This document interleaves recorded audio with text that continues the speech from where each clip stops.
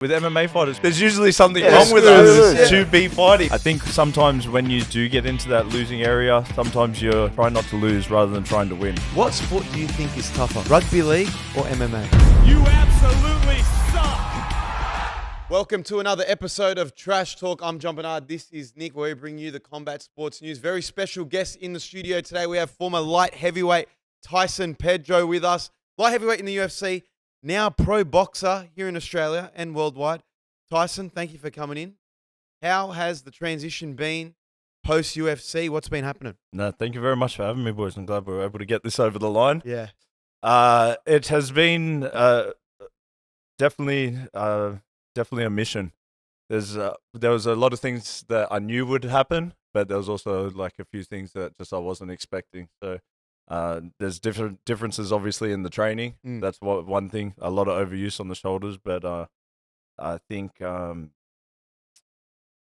body took a toll as well. Obviously, I got injured again, so that slowed it up. But well, you haven't had a fight outside of the UFC just yet in your pro boxing career. But what would you say are the main differences between being in an organization like the UFC and being out on your own boxing? Yeah, well, that's one of the things I think I wasn't expecting. UFC is such a big machine. So you don't need to sell UFC. You don't need to sell yourself, like obviously to fans and stuff. But you can if you want to. Yeah. But you know what? Everyone's gonna watch UFC, right? Like they're gonna tune in either way, no matter what day the show's on. So that was one thing with boxing. I found that you have to sort of sell yourself, right? You have to let everyone know I'm coming to boxing, and I think that's one of the things that I'm really trying to do with this show in November, because I wanted to come to boxing and not think. A lot of people thought I was just coming over to boxing for a quick cash grab. Come over, get some money, retire. I stopped seeing, when I visualized things, I just stopped seeing UFC and I could see boxing. So I wanted to come back and give back to boxing. My first show, I want to do free to air and I want to do it in Penrith and show, hey guys, this is what I'm doing. I can box, I can fucking fight. And then when I'm fighting for a title, now you got to pay. Well, you only retired in March this March year from UFC. So yeah. How long was it? Like, how further ahead were you looking? When did you actually know you were going to go to boxing? Was it after retirement or pre your last fight? A little bit pre. There was like obviously there's like a lot going into it. There's family stuff. There's I was away for 12 months in the last 2.5 years from home, just training at City Kickboxing for all of my fight camps.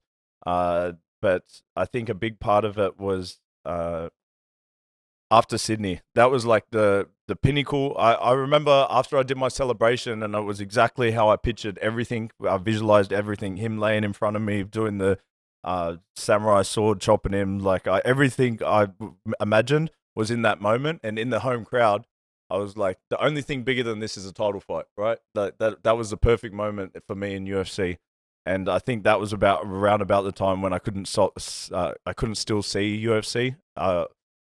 Being honest, I was like, maybe you could be, obviously you can go quick, but maybe 7 fights away still from a title. Yeah. I was like, how my body was taking it. My body wasn't taking the wrestling. So I think that was around about when I would have decided. Well, now that you're well outside, you're preparing for a fight with Chris Trzeski. Is that still planned? Trzeski? The man that put down Paul Gallen. Chris. Let's just call him Chris. The man that stopped Paul Gallen, you were set to fight him, injured your elbow. Yeah. Is the ideal plan still get past him? What's the plan in boxing in Australia? Do you want to be a title holder here? Like, how far do you want to take it here in Australia? Yeah, so if you look, Chris Terzievsky is supposed to be the first. It is Terzievsky, isn't it? Yeah, Terzievsky. Chris Terzievsky. He's the best in Australia. Mm-hmm. He's a heavyweight champ. He's ranked number 5 or 6 in the world in WBC. I was coming over to boxing. I didn't want to go, all right, I'm going to fight this guy who's 50 losses. Like, you're not. Yeah. I'm coming in and going, I want the fucking best in Australia and I'm going to beat him. So I think for boxing fans, it looks like the impossible fight for the UFC fighter coming over. But I want to come over, take this. It's for the WBC international title. And then I think once that's done, it's a very fast path towards, it's the new weight division in WBC called Bridgerweight, which is 102 kilos. And it's just perfect weight for me. So I feel like it's all lining up to have a crack or be. Bridgerweight. Bridgerweight. Yeah. So it's between So heavyweight. yeah, it's so light heavy, cruiser, bridgerweight, super heavyweight, which is good because it used to be cruiser and then everything above, right? You got like a 91 kilo guy fighting 150. Yeah. Well, talking about that, so you're set to make your debut in Australian boxing in November. You sparred a cruiserweight in your preparation for your last one. How is it going to be getting back into the ring, sparring? I know you're just in early preparations now. What's the training going to be like? So like I was saying, it's like a lot of overuse. Like it's the same drills over and over and over again. Like, mixed martial arts, kickboxing, Muay Thai, the wrestling. So you even where you get the breaks, like sometimes like, all right, I'm gonna go to the ground and have a little wrestle because I'm still getting punched in the face. So whereas boxing, right in your face and just the cruiserweight you're talking about, Jai Opetaia, fuck him. I love Jai, bro, but he bashed the shit out of me. So I'm like, my head was just. Well, that's what I actually know. I never know the rules in sparring. Yeah. How hard are you supposed to go? It's funny. What's the professional rule? Well, it's funny because you're training for a fight. So, like, obviously you have different types of sparring. If you're trying to work on something, it's going to be lighter. But when I went over to America and I watched Kamel Montel spar, that was a fight. Like, their corners, like, he punched him in the nuts. He said the corner, when he said walk back in straight, punch him in the nuts. So, like, they had a ref in there. Like, it's a proper simulation. Yeah. And but then you look at, okay, why are they doing better than, like, this group of people? Because they're fighting. But also a lot of head trauma. Like, I've noticed. Headgears don't do shit? Not a thing. Right. I sometimes I'm like, it's like, I don't know if you've been punched in the head a lot, but when you do, sometimes you'll be laying in bed and you can't sleep because you're like, oh, okay, that one took a couple of years off the life. Shit. Well, I think I have noticed there's a difference in, I don't want to say I've noticed it, but MMA sparring versus boxing sparring. Yeah. MMA sparring looks a bit lighter because, I don't know, they don't go full throttle like the Sean Strickland and Alex Pereira. They look like they're not going to obviously hit each other with their best strikes. Is that a difference? Is boxing a bit more harder to spar? I think there's a couple of reasons. And one would be distance. So with MMA, the distance is a lot longer because of takedowns. So our distance is right here for about MMA. But with boxing, you have to be a lot closer. So that so you're always in the distance to be punched. And then the second thing is there's the variation of punches. So you're only aiming for the head and body. So it's like you can get leg kicked and you'll be like, that hurt. But it might be one or two punches to the head. Whereas boxing, it's all punched in the head. Yeah, a lot more significant strikes to the head. Yeah, I understand what you're saying. Well, being a newcomer into Australian boxing, what's your thoughts on the state of boxing right now in Australia? You've got your Tim Tszyu, Nikita Tszyu, Jai Opetaia's doing great things. Where do you fit in that? What's your thoughts on Australian boxing right now? Be as honest as you want. Man, I was about to say I don't like it, but I would be a hypocrite because I'm sure that on my fight shows I'm going to have the footy fighters and stuff like that. I have nothing against NRL fighters, especially with Paul Gallen and stuff. But you think back to the days of Aussie boxing when we were reading about it in the newspapers, it was like the pinnacle. It was like everything was boxing. And I'm not sure if that's because UFC took over or what. But I also don't know if it's because people are trying to like pad their records. Like, I don't know. I just expect people to be the same. Like, I want to fight the best. So I just see, like, why don't you want to fight the best? But I've always been like that. So what do you think Australian boxing is lacking? Because you said it used to be the pinnacle. You had your Anthony Mundine, former league fighter, but you had your Danny Greens, your Jeff Fenix. What is it missing that is on the world stage? Maybe the personality. Like I remember, like when Australians, they would just get behind someone. Do you know what I mean? Like you have that Aussie, but like even Danny Green now, you walk the streets with him, and everyone comes up and says hi to him because they remember that one person. Yeah. So and it's nothing against like Jai, Nick, and Tim Tszyu. They're amazing boxers and everything, but I don't know why. I don't know if it's Australia or it's the boxers, but I don't know if they get behind them like they did back in the days. Yeah, well, you're right. Probably UFC taking over has played a massive part because guys like Volk, Aussies get behind Volk. So, and I think Tim Tszyu does get a lot of Aussie support as well. Maybe it's like he's not as charismatic as Volk or other fighters, but I think, boxing's lacking superstars. I can tell you that's also one of the reasons why I went to boxing. I looked at people like Rob, Izzy, Volk. As soon as they lost the title, like within 2-3 months, they've already forgotten about. Like, not forgotten. They're also superstars. Do you know UFC fans are like that? That was like, oh, he's useless. It's like they turn on you straight away. But then you think of Danny Green, Jeff Fennick, these boxers, the legacy that they have, they're still talked about today, and they'll be for Australian history. And that was something that I loved. I was like, to get Australia behind you and leave my name in the legacy books, that was something that sort of drew me towards boxing. Well, now looking at Rob Whittaker, who you just mentioned, he recently sparred Jai Opatai, getting him ready for Khamzat Chimaev, who he's facing. He still has aspirations to go regain his title. Did you see any of that? How do you think Rob Whittaker's going to square off against Khamzat if he's preparing with someone like Jai? Khamzat's a hard fight, no matter what. But Rob is an absolute beast, man. I've sparred Rob as well. Like, he's just an animal. And some of the fights that he's come back, I see the footage with Jai. I'd be interested to see, because if you put it on like me, I bet he had a headache afterwards. Yeah, I mean, he did interviews after, so it might have been a light spot. Maybe he learned. Maybe he learned from that. Iron sharpens iron. It was good to get in there with him. He didn't look like he was hurt too much. Okay. I don't know. Maybe Rob's a better boxer than me then. I mean, I also want to chat to you about Tai Tuivasa. Yeah. Okay, business partner, brother-in-law to you. No one knows him better than you do. He's on a 5-fight losing streak right now. What does he have to do to get back to the best Tai Tuivasa? Because he still says he's got a lot left in the tank. He still wants to keep going. What does Tai Tuivasa have to do to get back in the win column in the heavyweight division? All right. Loaded question. Yeah, but what a question. I've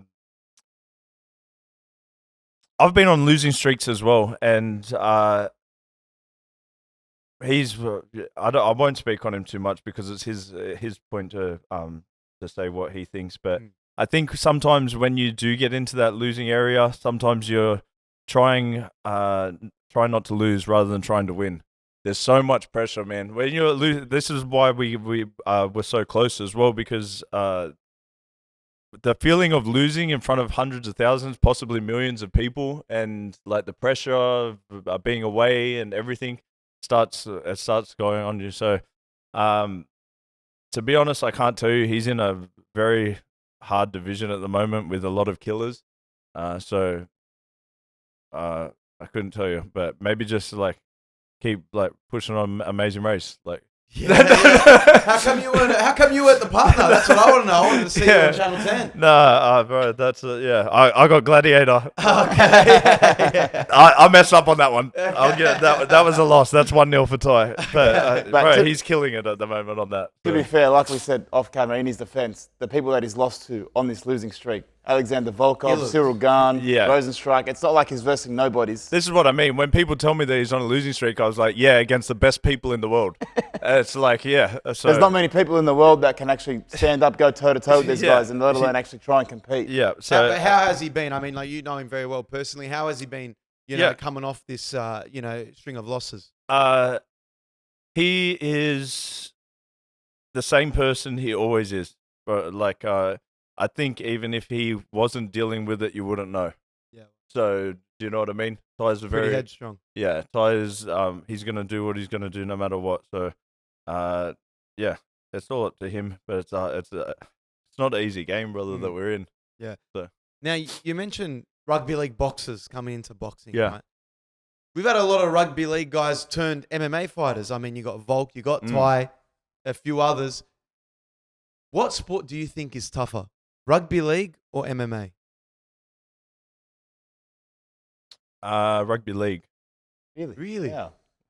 For different reasons. The fight is definitely tougher than the game for sure. But the consistency of what they have to play and the volume of how many games they're back to back and their training, that's a whole season, like every week, bang, competition. And whether they're injured or not, they're still on the field. Like I've seen some of these boys with these injuries and they're still and then Season long, yeah. then they got Origin 2 days later, play a full game. So I think maybe the consistency. The only reason people say otherwise is the mental aspect. You're by yourself. Yeah. You know what I mean? You're copping. Yep. Okay, you get a head knock in a rugby league Yep. game. You're copping constant head knocks in the octagon. Is the mental aspect that much of a difference in the octagon, being by yourself in there, where it's rugby league, you got a team. You got a team you can rely on sometimes. Yeah, see, I think that might be why I have a different answer, because fighting's easy for me. So, I've grown up fighting, so maybe it's the fact that I just see something else that looks scarier to me because fighting's come so naturally. Mm-hmm. But I definitely agree. If you have a bad night in there, it's just you.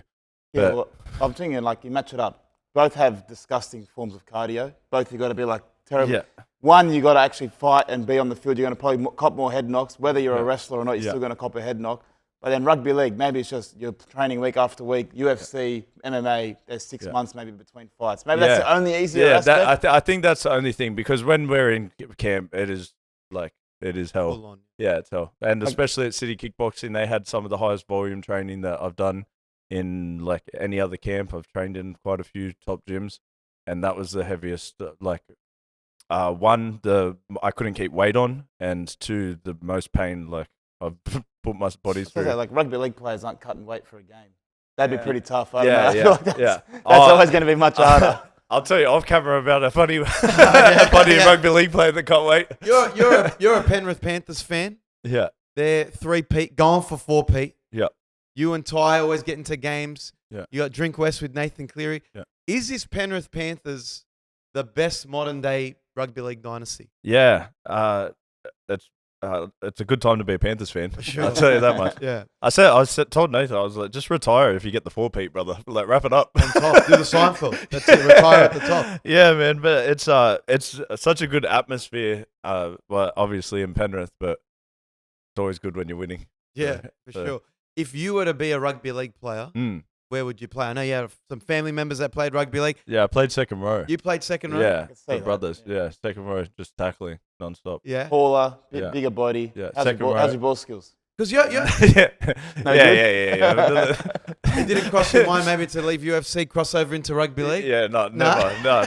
That we were speaking about it before, but that's how you knew my little brother. Yeah, my little brother. Yeah, Isaac. Yeah, we played a bit of rugby league together. He was much better than I was. But he said he had a litany of injuries. Yeah, crazy amount of injuries. Yeah, three shoulder recos, and then had to retire at 19. But played for Dragons, Bulldogs, SU Wars. So yeah. For some reason, the boys in our family love a good injury. That's what I want to ask you. So Tyson Pedro right now coming off retiring from the UFC in March. What's your list of injuries right now in your career? I'll go major ones because I had back-to-back 2 knee recos during UFC. Had the longest UFC injury layoff, which was 4 years. That was a Shogun fight. Kicked my leg out.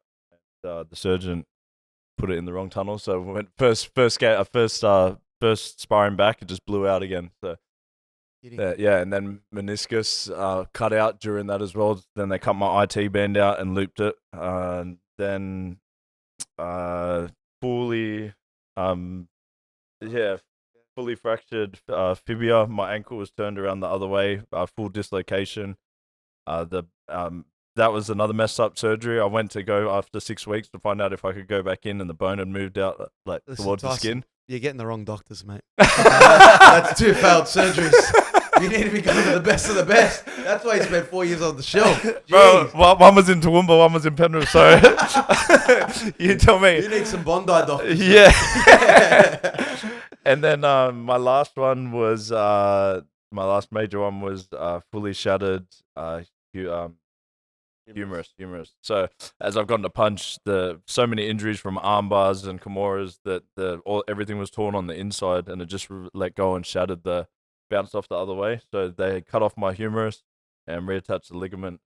It's like when you knock your funny bone, I was getting that feeling for like 4 weeks. So that was the worst one by far. Sounds like hell. Yeah, Yeah. it was.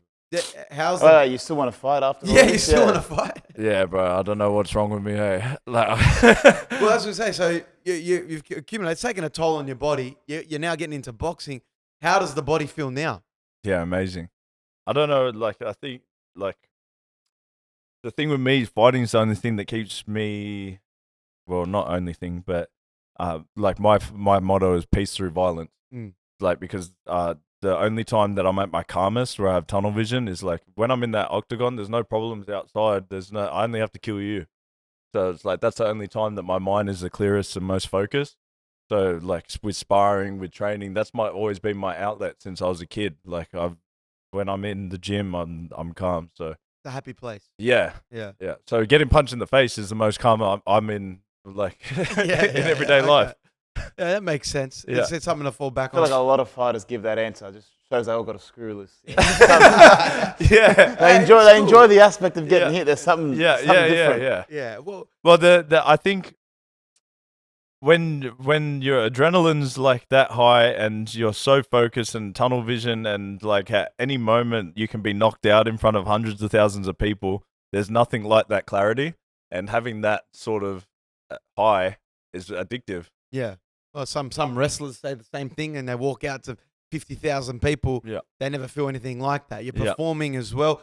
But I want to talk because you are still in your prime. You still got a lot to give the sport of boxing as well. But have you started to think about life after combat sports? Because you've got people that get into presenting. Yep. You got Karra France, who's a coach at the Warriors. He's their wrestling coach. Yep. What are you thinking about life after combat sports?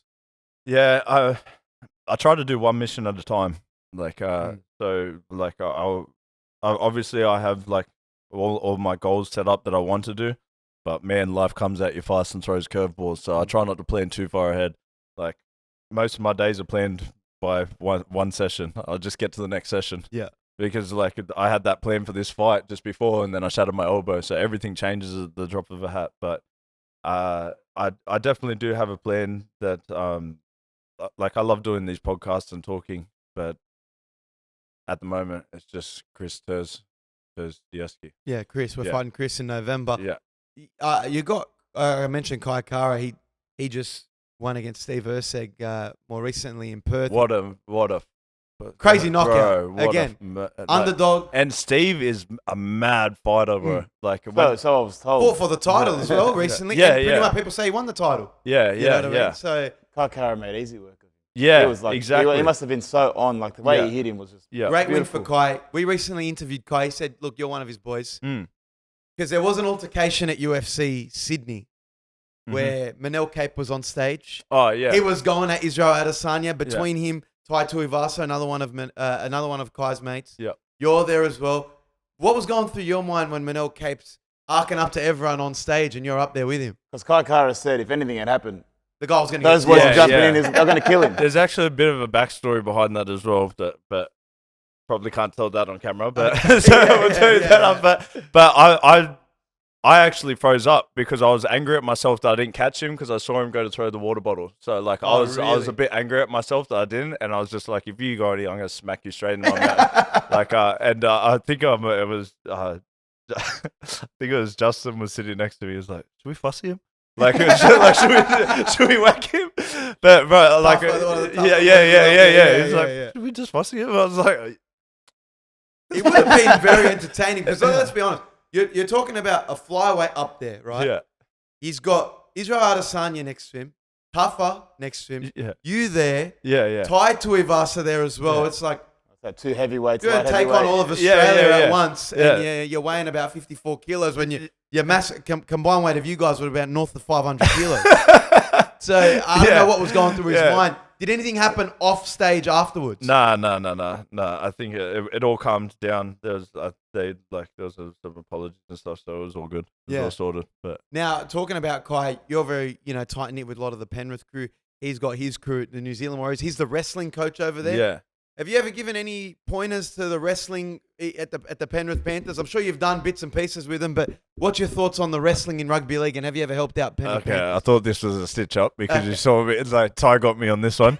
Kai, as a mate, we were doing the podcast. He asked, "Can you come help me at the Waratahs?" So we rock up and they give me the shirt and stuff. I'm wearing it, and then the first interview afterwards, he was like, "You're a Waz fan now. Get out of here!" But yeah, so he pulled me up on that. I helped the Panthers boys when they were a lot earlier teams like the Pulla Tours and that, but I haven't helped the more recent teams. But James Tahuna trains the Panthers at the moment. In So- defense and wrestling and Yeah, stuff like yeah, that. Okay. So he works with them. But Yeah. Well, it's obviously working. yeah, Best they're doing defensive- something good. Yeah, best defensive team in the competition. But now Who do you go for? we're Bulldogs. I mean, like, hey, See listen. how they go on Sunday. First finals. Oh no, yeah, you're First good. finals in but- 8 years. Oh, it's been a hard week for you. Yeah, definitely. Yeah. Well, I think if we can ignore that and get the win, that'd be nice. So That'll maybe have him back in the overshadow- team. overshadow everything. yeah. Did a tough week, but I mean, Well, you guys got the wrists tight. You're not going to the game. No. Get the- No. should be a W. I went to last one. No, man, they've got plenty of finals games. They're probably going to get at least 3 or 4 more this Yeah, year. yeah, So yeah. you don't need to go. I'm sure you'll be at the grand final. Yeah, You'll be at the grand 100%. final. I'm actually banned from grand finals. So- Seriously? Yeah, I went to one and it was I think it was straight after a fight. So I was like, nah, you're not coming to another one. What? It just got a bit excited. Got too excited on the drink. Yeah, West. got a bit excited. so- Okay, yeah. Well, I want to ask one last thing. Yeah. It's the teams, obviously, that people have. You've got City Kickboxing. There's the Khabib's team over, Eagle FC, I Yeah. think. Mm-hmm. And then you got American Top Team. How do you rank all these people, all these teams in the UFC? How do you think, and what do you think, how do they have their advantages? Is it because they get the best group of UFC fighters together, they elevate them? Yeah. Or is it like people that go rogue and go by themselves, maybe it's a bit easier? Because I feel like if you do join one of these top teams, Yeah. you're more likely to have a better career. Yeah, no, that's a really good question. When I first started training at Integrated MMA in Brisbane, Dan Higgins was the first black belt under Greg Jackson, and it was always my dream to train at Jackson Wink Academy. So they made the link, and I went there, and I had just missed the height of John Jones. Like, they had that killer team. And I think the energy definitely does change depending on how well everyone is doing, like, in the gym. But I think City Kickboxing I felt was one of the best teams that I've ever been a part of, because they expect, no matter whether you're a junior or whether you're the Israel, you have to be at every single session Monday to Sunday. So you can't go out on the piss on Saturday if you're not fighting, because you have to help the boys do Spider on Sunday. So I think that's a big part of it, the family bond that they've created. But, there's the likes of, like, Volkanovski, who's just... And I think the biggest thing I've noticed, actually, is when you get a super coach and a super athlete, and then that makes the team. Like Joe Lopez, Alex, Israel and Eugene. Like, these guys get with Sean, Tim someone... Welch, Yeah, these guys, when they get together, they just make this tight-knit thing, and, like, that's what I think creates it. So... Well, how important is the bond at the gym? Because you've seen some gyms, they have a couple of altercations with each other. You got Ian Gary over at Leon Edwards' gym. How important is having a crew at the gym that gets around each other? I mean, you see how tight-knit CKB is. Dan Hooker won't even put Monster on the desk anymore. He puts it off because he's loyal to Izzy. Yeah. So how important is that bond that you guys create? Yeah, that gave me a sense of family. Like, now I miss going over and seeing them. Like, it was, I think that's really, like, New Year's Day and Christmas Day, there was like 150 people sparring on the beach. Like, it's, bro, like, what they've created there is so, like, really special. And that's because of, like, Eugene leading from the front. He's there from the first class in the morning to every class, doing pads in between. And it's like, if I'm here doing this, I expect you to be there doing it as well. So it sets that standard. So, and yeah, it is just a really cool environment. So I've got some of my closest friends now from there.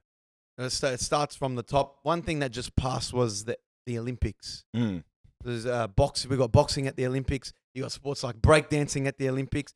Now, there's talks about having MMA at the 2028 Olympics. Now, I don't want to ask you if you're ever going to be going back to the UFC, but if MMA were to become an Olympic sport, would you put your hand up and represent Australia? Yeah, I think because I've always wanted to go to the Olympics, but what a hard sport to put in the Olympics. But I guess if we've got breakdancing in there, You can make exceptions. Well, breakdancing isn't going to be at 2020. And the only reason I say that is the same reason why I think UFC will always be different to, like, NFL and NBA. They have these collegiate programs where they can, like, get these guys working. Scout them properly. Yeah. With MMA fighters, there's usually something Yeah, wrong with screw us to be fighting in their thing. So how do you have you can pick someone up off the road and they can fight in the UFC because he's crazy. Yeah. It's like, you can't really go through like a program. Like, do you think it's becoming a bit more professional though? Like, definitely. What do you think of the state of MMA in Australia? Does it get the same treatment as other codes like your Rugby League, AFL? Is it becoming a more professional outfit? Yeah, slowly but surely. When my dad and I first started doing it, it was rogue. Like, there were.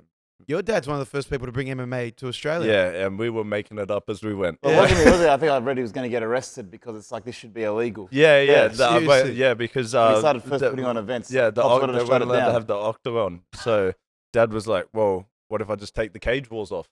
So he took it off, but it's a meter and a half high platform. So we had guys with Muay Thai bags bumping people back onto the Keep you guys in the octagon. It was one of the worst knockouts I've ever seen. Bonk, head off over the side of the. So there was some a long way crazy since time. Yeah. It was different times, but yeah. Do you think it still has a long way to go to be recognised as like how other sports are being treated in Australia? I think people like CKB are leading it from the front, like, talking with not sure if you've seen that they've rehashed their program and like speaking with Olympic teams and Olympic coaches to try and make it like that team where they're training year round. But in Australia, like it was to definitely make it up as you go, and I think teams are starting to go, okay, like this is how you do it. Like I was speaking with Andrew Fafita, and then I asked if I could I would go to Panthers and see what they're doing as teams, like, because we were never watching film like they do, doing studies. So you're trying to learn from sports that are already doing it right. But yeah, it was definitely very rogue at the beginning. I was 100% making it up as I was going. Yeah, that's pretty full on. I was like, I'll just work it out inside there when I'm fighting him. Yeah. Well, you see a lot of rugby league players venture into boxing. Do you think we'll ever see rugby league players getting into MMA? Yeah, well, we have. Oh, yeah, you mean as in like Professional switch over. Okay, yeah. Whether they go play. To be honest, Paul Gallen could have. Bro, he's good at jiu-jitsu as well. He could have wrestling. Done, He's a wrestler. Yeah, he could have for sure. Crazy enough as well. Fafita reckons he could, but he couldn't. But, no, it's that their base and everything is very good for the wrestling and stuff, but it's a big change. Which current league players do you think could make the switch to MMA right now? If you had to pick a few, like you said, they've got a good base with their defense and how they tackle and wrestle already. If you had to pick a couple of fighters that could go into the UFC right now and not look too bad. Oh, no, none. None Into the UFC. Well, into MMA or even just like bro, it'll be CM CM Punk all over again. Yeah. Now, look, I'll give Nelson Asafa Solomona a chance, and maybe Liam Martin just because he looks tough. Yeah. Maybe Liam But Martin. looks, he could do the mad walkout. Yeah. No, honestly, no one into the UFC, but professional MMA, I'm not sure. They're so strong, bro. Like every time I've wrestled with them, they're so strong, bro. It's crazy. And just you're having your body men coming at you from all different angles. I fucking don't know why I always do it to myself, bro. Down and sus it. Down and sus it. So like just getting hit from all different angles is like just their bodies are so tough, man. Like so yeah. Like I can't remember who from the Waratahs, but he ragdolled me. That was just only because of technique that I was able to keep him down. But they're just crazy strong. Yeah, that kind of makes sense. Now, there's something that you did in your fights. You would never look your opponents in the eye. Was that more of a superstition thing, or was that more, I want to see you face to face when we're fighting? What was that? What was behind that? So the tattoo around my neck says "Battle Never Lies," and it's like me and my dad would always say that like people lie with their eyes before the fight. So if you see like Paul Craig, he'd scream in your face and he'd show that and they would always lie with their eyes. So maybe I'm not sure why I didn't do it beforehand, but it was like I don't need to look you in the eyes until they close that cage door, and then I can see if you're really about it. Yeah, because you've seen like a lot of intense stare downs. You got Alex Pereira doing the stare offs. Izzy, Yuri Prohaska with those stare offs. You opted not to do it. Yeah. Because what matters in that moment, like it doesn't. You don't need to get angry at me. I get to punch you in the face tomorrow. Yeah. It's like what doesn't matter what you do now. Did you see anyone in the octagon and thought straight away they're shitting themselves? Yeah, a couple of people. Yeah. It's like sometimes you can see them like, and sometimes I've seen them. I looked at them and I was like, oh, this can be a fucking hard fight. Like Latifi, Modi. There's a couple when they looked me in the eyes. I was like, oh, this is gonna be a scrap. Yeah. But then there's a couple where you go, oh, gotcha. Okay. Yeah. It's like looking off like, to the side. They don't want to fight. They don't yeah. I was like, all right, sweet. See ya. First round. Now, having just retired in March from the UFC, if there's one thing in the MMA industry that you would change, what would it be? Because you'd been there for a fairly long time. You had a 4-year layoff. What's one thing you would change in the MMA industry? Come on, brother. It's an easy question. Apart from the fighter pay. apart from the fighter pay, because we know you when you did retire, you kind of went on that. Yeah, maybe some sort of thing to look after fighters once they're done. You know, like bro, your bodies get absolutely punished. Like I think the MLB has a thing where you get pension once you made it. I think that'll be a cool thing. Yeah, I think it's like based on how many years you played or how many times you were in the league. Yeah. Like you get some sort of system. either a pension or like healthcare afterwards. Like I feel like that's why they need like a UFC players union or fighters union. Yeah, that's never going to happen. They can't do it, bro. We got offered it in, when was that? Probably 2018. But it's like a percentage of your pay, and you need everyone to get on board because everyone's always going to be willing to fight in the UFC. And so if you're like, oh, I'm not going to do it because I want to be part of the union. Okay, Tom from over here will jump in for 10K. Yeah. So it's... And the thing is, like, what's the average career of a UFC fighter? How can you keep switching people in and out? Exactly. It's a tough one. Yeah. Tough one. But that could be something that I see as the sport gets more professional. Yeah. They institute a pension for UFC fighters to have at least care for head trauma or something like that down the line. Yeah. That's something. That's why I think a company like the UFC could adopt that, and places like boxing can't because it's so individual in boxing. That's probably the main difference. Many promotions. Yeah. But I mean, Turkel Shaq could do something. Maybe. Now, someone that you faced and you beat via submission, Khalil Roundtree, he's facing the best in the light heavyweight division in Alex Pereira. Yeah. How do you see that fight playing out as someone, is he fighting Alex? He's fighting Alex Pereira. When did that get confirmed? It's pretty much done for like UFC like Utah. a month ago. Wow. Now, not to say that he deserved the title shot. A lot of people are saying that he shouldn't be there at the top of the... He's still currently suspended. He's still suspended. But by UFC 307, he's active and able to That's fight. a mad fight. Look, it's going to be a scrap, I think, because you're talking about two strikers. As someone that's beaten Khalil Roundtree, how do you think that fight goes? That's a hard one. I think Khalil's more aggressive and violent in his approach. Well, as of recent, if you see his things, it feels like he wants to kill the people now.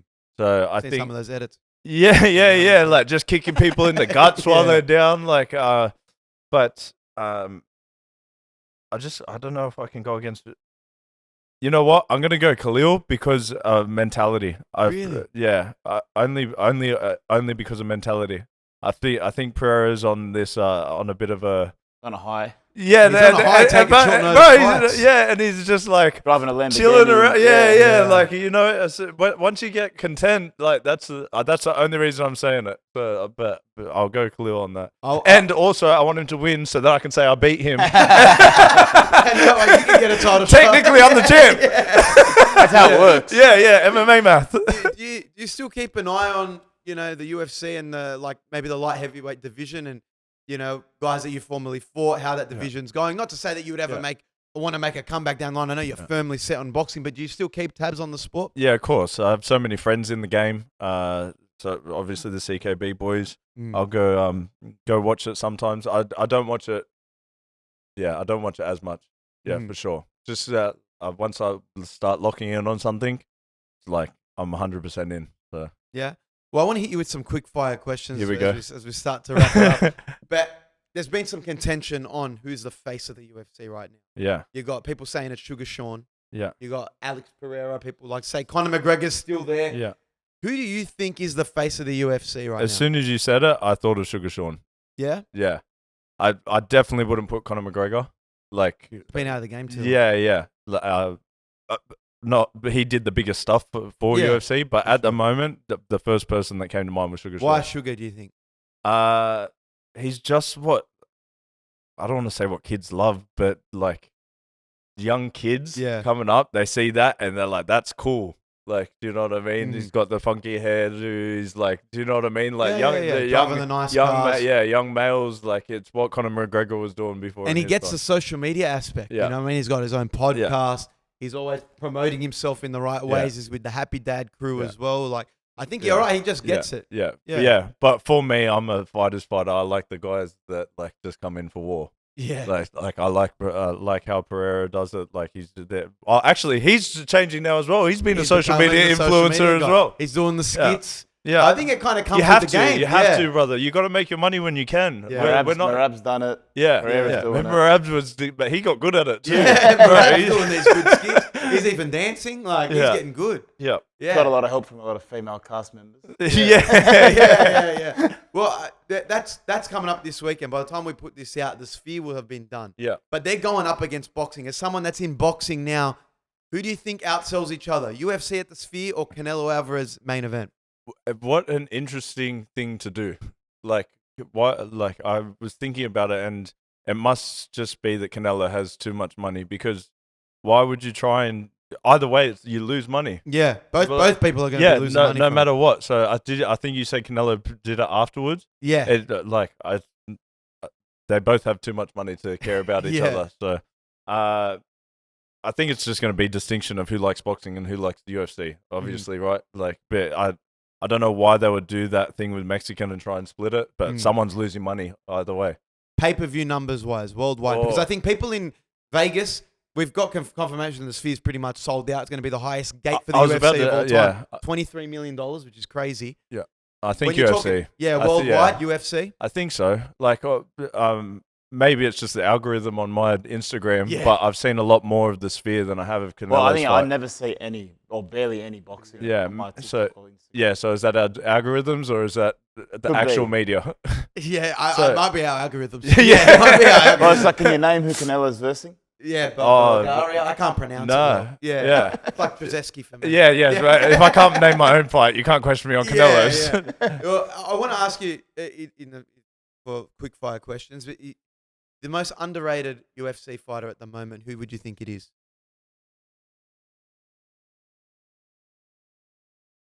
Right. Well, people probably rate him, but I reckon Steve.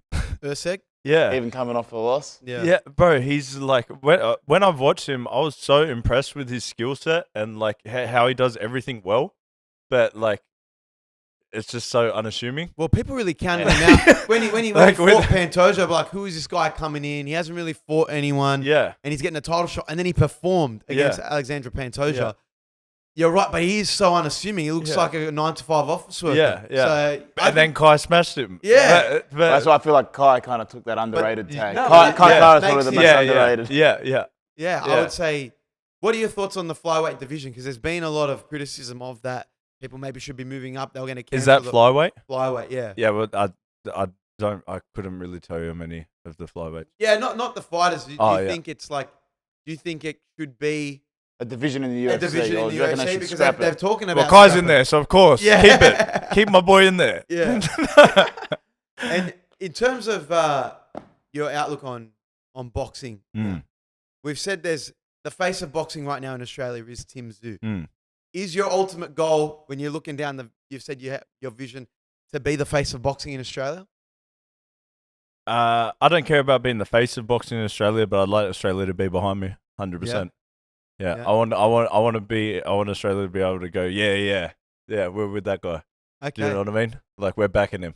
And I know you've said you're taking it one fight at a time, one training session at a time, but do you want to be on this international stage that Tim Tszyu's on, that people like Jai are on right now? I've been deciding whether like I want to take it overseas or bring it back to Australia. I think that's the difference. Do you know what I mean? I think it would be pretty cool to start bringing these big fights to Australia. So definitely on the international level, he's ranked number 5 in the world.